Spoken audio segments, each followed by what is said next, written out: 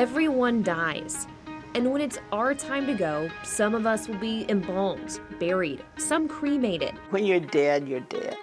Decomposition is all part of the process of life and death. But there's a place where our bodies still tell stories long after our death.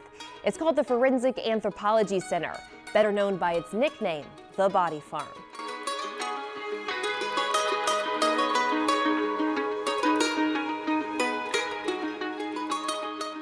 I said, I need some land to put dead bodies on. It all started with an obscure phone call 4 decades ago. Today, it's a world-renowned facility located in Knoxville, Tennessee, a site where the decomposition of human bodies aids in forensic research. I mean, I hadn't done this before. In fact, nobody had done this before. This was the first facility of this in the world. Rewind the clock, and in 1981, the Body Farm was just getting started. But the reason we're doing this is because there is no data that exists on this at all. Law enforcement officers bring me a skeleton. We simply are guessing at how long that individual's been dead. Dr. Bill Bass was working as an anthropologist for the University of Tennessee. His office and classrooms underneath the famed Neyland football stadium. Time goes by, and I'm called for various cases. And one day the phone rang, and it was a detective from Clarksville, Tennessee. They had a body they wanted me to take a look at, but I didn't know where to put it. The restroom right outside of my office, the janitor used the shower area for him to store janitorial supplies. And I thought, well, I don't have anywhere else to put it. And the best chewing out I ever had was from a janitor in South Stadium Hall. He goes in to get his janitorial supplies, and here's this really smelly, decaying body. He shook his finger and said, "Don't you ever do that again." Okay, I never did that again. Bass needed a solution. So I went up to see him and I said, "Dean, I need some land to put dead bodies on." Well, that was the beginning of the Body Farm. Along the winding Tennessee River, Dr. Bass was given 3 acres settled in the back corner near the UT Medical Center's parking lot. But funds were scarce, so Bass and students did most of the startup work themselves. We didn't have anything in the budget for this. So here I am, cutting trees and so forth. The facility itself was really quite small. It was the original chain link cage. They had some burials outside the cage that they did the original buried body studies in. But that was really it. For a time, the facility was off the radar. This site is located somewhere here in the Knoxville area, but Dr. Bass asked that we not divulge the location for fear that local curiosity seekers would come by and ruin some of the scientific data. Not everyone was thrilled with the prospects of the research. There was a protest. It was the only protest that we've ever had, and now we know that the community loves us and supports us. News of the small facility would spread thanks to a New York Times bestseller. Up until this time, I had an obscure little research facility in the hills of Tennessee. When she did this, it was internationally known right off the bat. The notoriety in literature didn't stop there. Bass has co-authored his own 15 novels based off of the Body Farm. But what's happening inside these gates is far from fiction. It's valuable science, and his foundation for the facility has grown into a legacy carried on today. And for the last 40 years, the Body Farm has built on that legacy, but the research site isn't open for tours, and it's rare to get a look inside.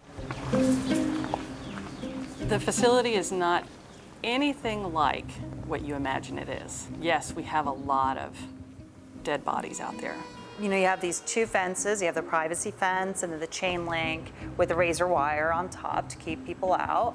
So when you first walk in, you're on a nice gravel pathway, and then your focus shifts. As soon as you start looking a little to the left and to the right, and the gravel pathway continues, you start seeing black plastic on the ground, and you realize underneath that black plastic is where we have placed the donors. The Forensic Anthropology Center in Knoxville, Tennessee has been the final resting place for thousands over the last 40 years. It is, I think, this interesting sort of juxtaposition where you feel like you're going for a walk in the woods. There's these trails and there's trees and it's a really nice scenery, but there are various burials or surface remains around you. people have these pictures of, you know, it being horribly smelly and just being awful, and it's not. You're just out in the woods. You can be standing right next to one that's decomposing and not smell it. Or you can be standing 10 feet away and really smell it. We have typically between about 150 and 200 donors who are out at the facility at any one particular time. Some bodies are exposed to Mother Nature. Weather, temperature, and insects all play an important role in the progression of decay. We are out there doing research, doing science to learn more about the human condition. Decomposition is all part of the process of life and death. You can just see all the hundreds of people who made that altruistic gift to give their bodies to the advancement of science and forensic science. People think it's a spooky place, but I actually think it's a place that's just full of hope, and it's very peaceful.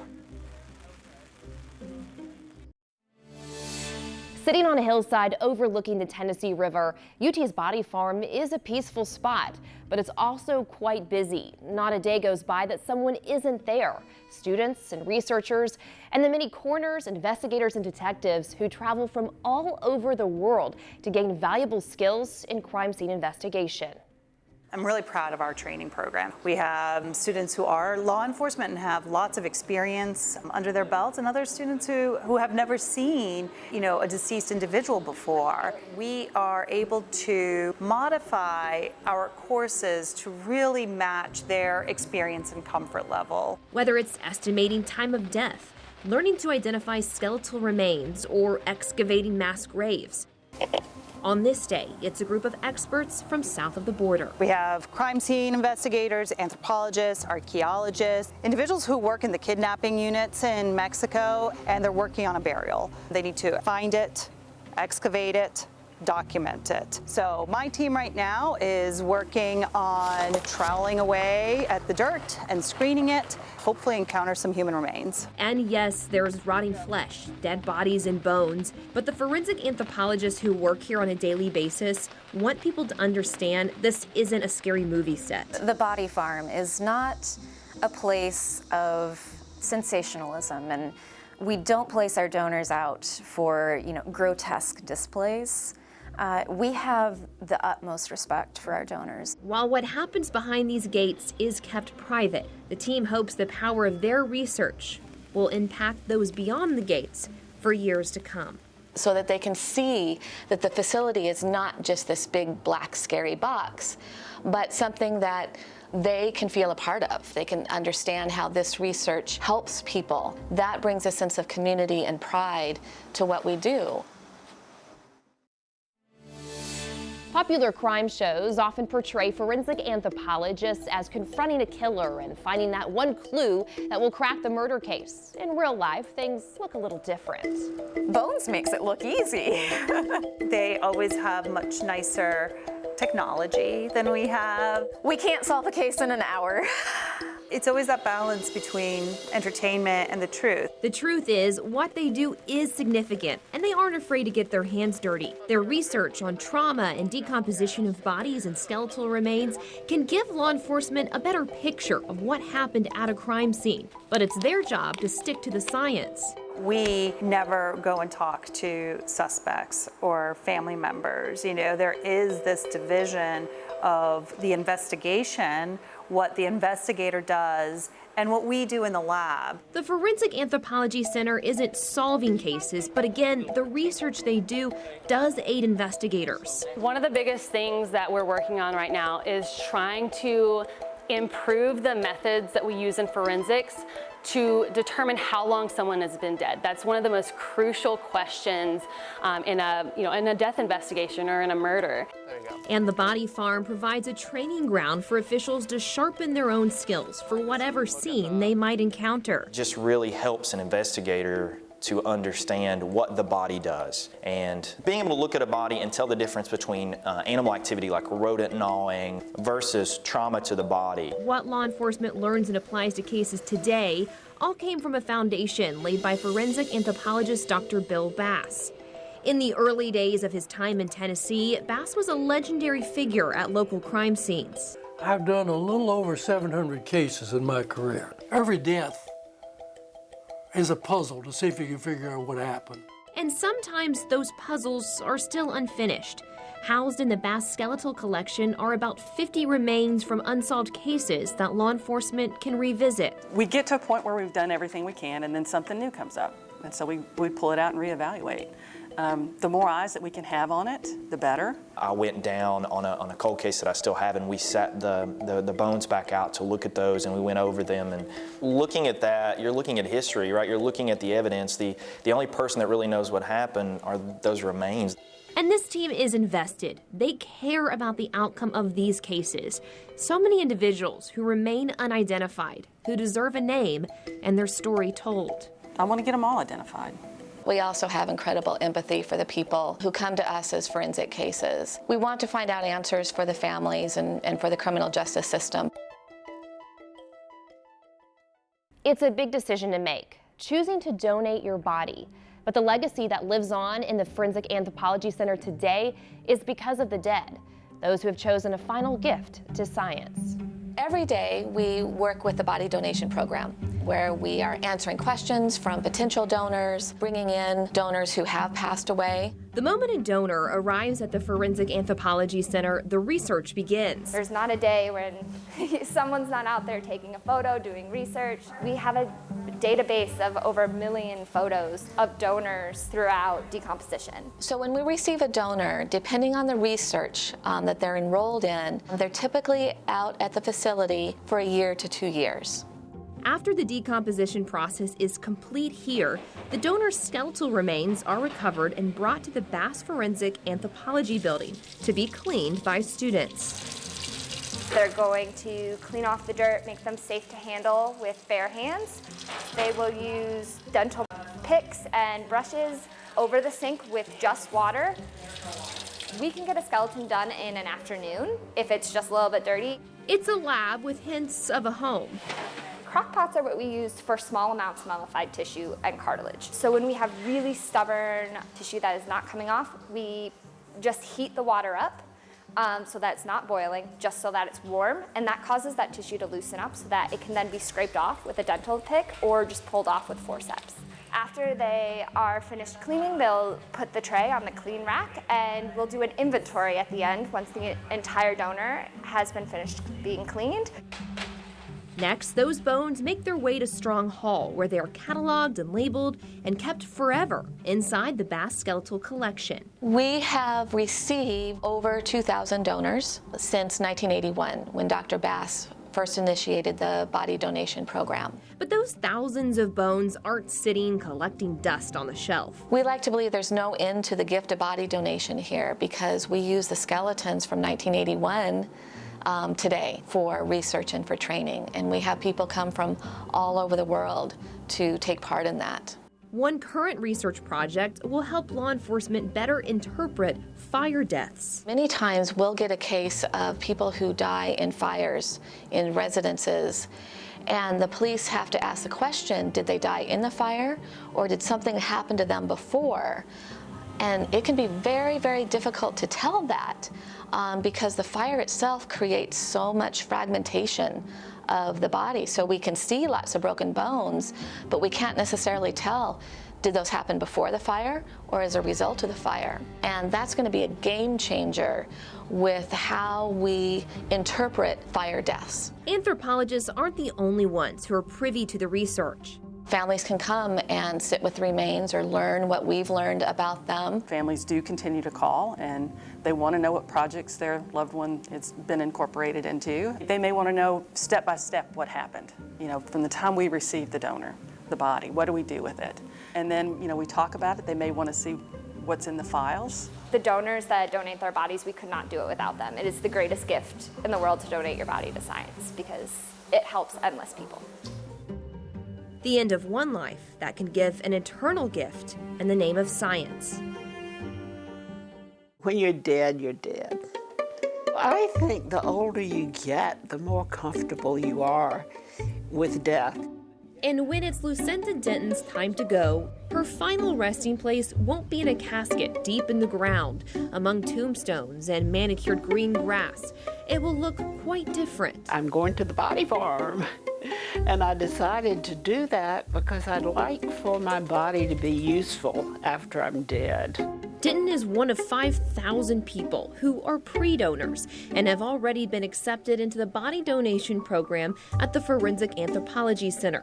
I want it to be used for something good. So I feel like the body farm and all of the scientists there can have use for my body. I won't know what, but whatever it is, I'm game. And while most might feel talking about their death plans is macabre, Denton proudly wears it on a t-shirt. Oh, my son gave me this for my birthday several years ago, and I have great fun wearing it. For Denton, it was a decision in the making even as a young child, when she remembers spending a lot of time at the family plot. So every Sunday we would have to go to the cemetery to fix the flowers and fix the grass, and I was just a little girl. And they made me take a toothbrush and a little bucket of water to clean the bird poop off of the tombstone. So I have a very negative feeling about tombstones. As she got older, Denton became an avid reader of Dr. Bill Bass's books about the body farm and its impact on forensic research. She began to feel a draw to the body donation program. The more I read them, the more I thought, yes, yes. It's a simple process of filling out paperwork to apply. And I had to submit a picture as well, and then a description of any special things about my body. And I have a shoulder replacement, 3D replacements, hip replacements, pin in my foot, so that all went into the description. We will send them an acceptance letter and a donor card. And that donor card they can carry in their wallet or keep with their important paperwork to help them make their wishes known. Not everyone is accepted. There are some reasons why they will decline a body. If they have a history of infectious disease, things like tuberculosis or hepatitis, or if they have an active infection at the time of death, like MRSA, COVID. While it's a personal decision to become a donor, your family should understand your wishes. So that the families know what you want to do and why you want to do it. I don't need this vessel anymore, so I would be fine donating my body. But in the end, it's always about the living, right? It's not about the dead. And so it would really depend on what the living, whether it's my husband, my children, or my family want to happen to my body. After a donor dies, their journey begins with a phone call. I do spend a lot of time with donors' families. A lot of that is on the phone, dealing with them in sometimes their worst day. They've just lost somebody. We guide them through, gently what we need to do. And what I found is that it gives them a tremendous sense of peace. We will make arrangements with the funeral home, if that's where they are, or the hospital or the medical examiner's office, to go and pick them up. The donor is processed for research, then laid to rest at the body farm. No embalming, no casket or engraved stone. Donors are placed above the ground with a small metal tag and a number. A peaceful resting spot with an important purpose to serve science. The idea of being buried, that's the end. But if you go to the body farm, then you're useful. You're useful for research. The body farm wouldn't be what it is today without countless people choosing their final resting place to be here. I'm thrilled that I'll have the opportunity to help